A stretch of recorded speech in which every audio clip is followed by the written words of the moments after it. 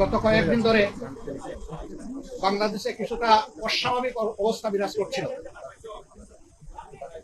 তারই ধারাবাহিকতায় গত পরশুদিন অর্থাৎ বৃহস্পতিবারে উপদেষ্টা পরিষদের একটা বৈঠক হয়। সেই বৈঠক থেকে প্রধান উপদেষ্টা তিনি একটা মেসেজ জাতিকে দিতে চেয়েছিলেন, তিনি সেটা দেননি। কিন্তু এই কথাটা খুব দ্রুত সমাজের সব দিকে ছড়িয়ে পড়ে, যার কারণে সমাজে একটা অনিশ্চয়তা, আশঙ্কা, আতঙ্ক দেখা দেয়। আমরা সেই দিনই বিষয়গুলোকে হিসাবে নিয়েছি, নোটিশে নিয়েছি। একই সময়ে একজন রাজনৈতিক নেতা তার জনপ্রতিনিধিত্বের একটা দাবি নিয়ে তিনি একটা অবস্থান নিয়েছিলেন। আবার আরেকটা গুরুত্বপূর্ণ জায়গায় আরেকটা দাবিতে আরেক দল অবস্থান নিয়েছিলেন। এই সব কিছু প্রধান উপদেষ্টার জন্য কিছুটা কষ্টের, কিছুটা বিরক্তির ছিল, যার কারণে তিনি তার দায়িত্বের ব্যাপারেই পুনর্বিবেচনা করবেন এরকম একটা অভিব্যক্তি তিনি প্রকাশ করেছিলেন। কিন্তু কার্যত এটা অফিসিয়ালি সামনে আসেনি। এ বিষয়ে আপনারাও আমাদের মতোই বিচলিত ছিলেন, আমরা এটা বিশ্বাস করি। কারণ দেশ আমাদের সবার, দেশ ভালো থাকলে আমরা সবাই ভালো থাকবো। 24 জুলাই বিপ্লবের মধ্য দিয়ে দেশে একটা পরিবর্তন এসেছে, কিন্তু এই পরিবর্তনে এখন যারা নেতৃত্ব দিচ্ছেন সরকারে, তারা তাদের পরিচয় হচ্ছে যে তারা কোনো পার্টিকে বিলং করবেন না। এটা হওয়া উচিত, কিন্তু এখানেও কিছু ব্যতিক্রম ঘটেছে। এটাও মাঝে মধ্যে সমাজকে উদ্বিগ্ন করেছে। আবার স্বাভাবিকভাবেই এই পরিবর্তন বা বিপ্লবের অবশ্যম্ভাবী দাবি ছিল যে অর্থবহ কিছু সংস্কার করা লাগবে এবং যারা অপরাধী তাদের বিচার হতে হবে। এই সংস্কার এবং বিচারের মধ্য দিয়েই একটা অর্থবহ নির্বাচন হবে। সেই নির্বাচনে সমতল মাঠ থাকবে। নির্বাচনে যারা অংশগ্রহণ করবেন তাদেরকে কোনো ধরনের ষড়যন্ত্রের মুখোমুখি হতে হবে না। এখানে পেশি শক্তি এবং কালো টাকার প্রভাব চলবে না। 15.5 বছর মানুষ 3টা নির্বাচনে তার ভোটের অধিকার প্রয়োগ থেকে বঞ্চিত হয়েছে। এবার তারা নিঃসংকোচে নিজের এই অধিকারটা প্রয়োগ করতে চায় এবং এই সুযোগ পাবে, নিশ্চিত হবে।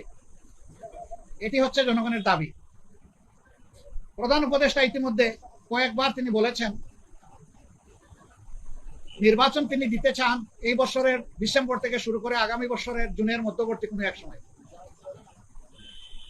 কিন্তু তিনি সুনির্দিষ্ট কোনো রোডম্যাপ দেন, কোনো মাস, সপ্তাহ তিনি ঘোষণা করেননি। এটাকে কেন্দ্র করে বিভিন্ন ধরনের দাবি এই নির্বাচনের রোডম্যাপের ব্যাপারে আছে।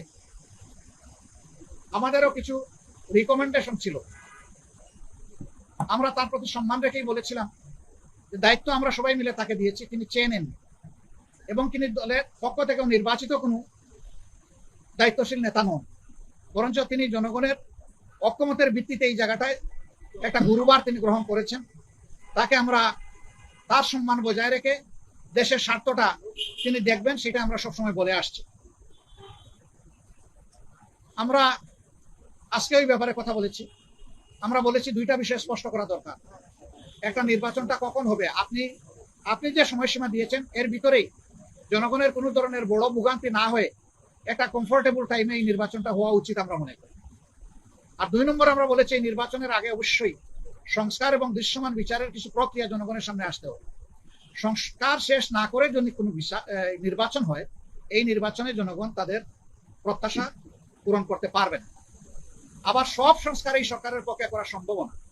মাত্র 5টা সুনির্দিষ্ট বিষয়ে তারা হাত দিয়েছে, এতটুকু নিষ্পত্তি হওয়া উচিত সন্তোষজনক ভাবে।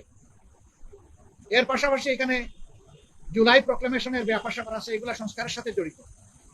তো অনেক দলের দাবি দেওয়ার মধ্যেও কিছু ভিন্নতা আছে, এটা থাকবে। দল যেহেতু আলাদা, মতেরও ভিন্নতা থাকবে, এটাই স্বাভাবিক। গণতন্ত্রের সৌন্দর্য হচ্ছে আমার মতটি আমি প্রকাশ করব, আরেকজনের মতের প্রতি আমি শ্রদ্ধা দেখাবো। আমি কারো মতকেই তুচ্ছ জ্ঞান করবো না, উপহাস করবো না এবং কাউকে অপমানিত করবো না। কিন্তু আনফর্চুনেটলি এই সীমা আমরা অনেকেই রক্ষা করে চলতে পারি না, আমাদের পারা উচিত। গণতন্ত্রের স্লোগান হচ্ছে let us agree to disagree. আসো আমরা এক হই যে আমাদের ভিন্ন মত প্রকাশ করার অবকাশ আছে, সুযোগ আছে। এই থিওরির উপর আমাদের সকলকে আসতে হবে। আমরা বিশ্বাস করি সমস্ত দলই দেশকে ভালোবাসে, ভালোবাসার জায়গা থেকে দায়িত্ববোধের পরিচয় দিয়ে আমরা সবাই যদি এগিয়ে আসি এবং আমরা যদি সংস্কার প্রক্রিয়াকে অর্থবহ সহযোগিতা করি, তাহলে একটা অর্থবহ সংস্কারের মধ্য দিয়ে একটা অর্থবহ নির্বাচন নিশ্চিত হতে পারে ইনশাআল্লাহ। আমরা সেই দিনটির অপেক্ষায় আছি। সমাজে যে অস্থিরতা দেখা দিয়েছিল এই বিষয়টাকে কেন্দ্র করে, প্লাস বিভিন্ন ব্লকেটকে কেন্দ্র করে আপাত দৃষ্টিতে তা কিছুটা কেটেছে। আমরা এর স্থায়ী নিষ্পত্তি চাই এবং আমরা মনে করি যে দুইটা রোডম্যাপ ঘোষণা করলেই তার অনেকটাই সমাধান হয়ে যাবে। একটা হচ্ছে সংস্কারের রোডম্যাপ, আর একটা হচ্ছে নির্বাচনের রোডম্যাপ। এই দুইটাই অতীব গুরুত্বপূর্ণ বলে আমরা মনে করি। আপনারা আজকে এখানে এসেছেন, আপনারা ইতিমধ্যে বিএনপির বন্ধুরা এসেছেন, তাদের কথা আপনারা শুনেছেন, আমাদের কথা আপনারা ধৈর্য ধরে শুনলেন। এই জন্য আমরা আমাদের পক্ষ থেকে আপনাদের প্রতি কৃতজ্ঞতা জানাই এবং ধন্যবাদ জ্ঞাপন করি। আমি মহোদয় আপনাদের সাথে আমাদের আরো অনেক দেখা হবে, কথা হবে ইনশাল্লাহ। আজকে আরো হয়তো আপনারা কথা শুনবেন, আরেকটা দল তারা ঢুকেছেন, তারাও বের হলে তারা তাদের কথা বলবেন।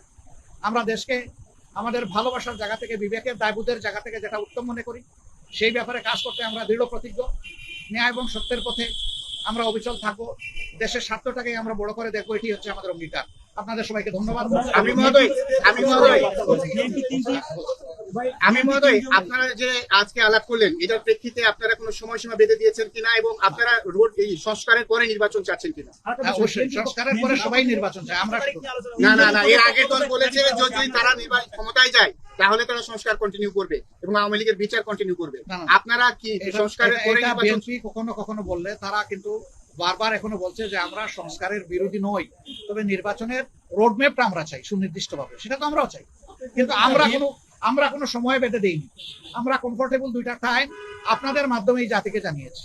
যদি সংস্কার শেষ হয়ে যায় তাহলে ফেব্রুয়ারির মধ্যভাগে এটা হতে পারে, আর যদি সংস্কারের ভিতরে শেষ না হয় আরেকটু সময় লাগে, এরপরেই যেহেতু রোজা শুরু হয়ে যাবে, রোজার পর হতে হবে, তারপরে এটাকে টেনে লম্বা করলে কোনো সুষ্ঠু নির্বাচন করা সম্ভব হবে না।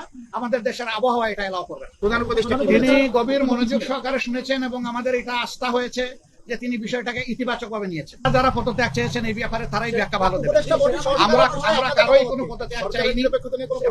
এই সময় আমরা যখন ওই রকম প্রয়োজন অনুভব করব তখন আপনাদের মাধ্যমে জানাবো। এটা ঠিক আমাদের ব্যাপার আর বিএনপির ব্যাপারে একরকম না, একটু ডিফারেন্স আছে। আমরা কিন্তু নিজেই চেয়েছি এবং টাইমটা ফিক্স আপ হয়েছে।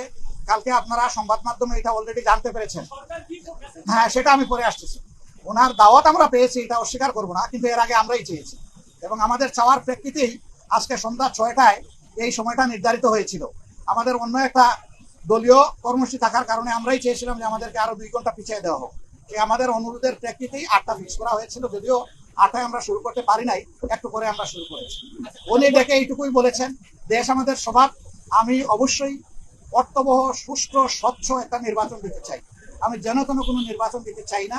এবং তিনি আমাদের কথা মনোযোগভাবে শুনেছেন আর বলেছেন যে আপনাদের পরামর্শগুলা আমি প্রয়োজন মনে করি, আপনারা যে পরামর্শ দেবেন অবশ্যই আমি এগুলা কনসিডারেশন নেব, অন্যদের কথা আমি শুনবো এবং আগামীকালকেও তিনি আরো অনেকগুলা দলকে দাওয়াত দিচ্ছেন, তাদের কথাও তিনি শুনবেন। সবার কথা শোনার পরে তিনি আশা করি তার একটা সিদ্ধান্ত তিনি নিতে